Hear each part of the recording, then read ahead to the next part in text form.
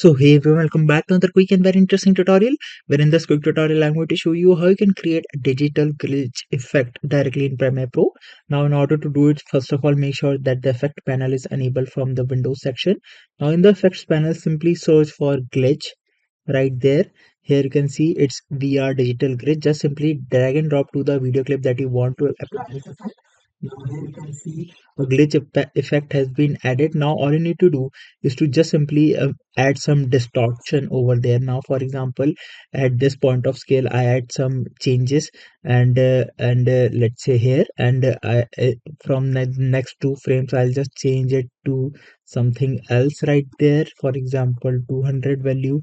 Then again make the value to something lower, let's say again 100%, and then again set the value to 200%.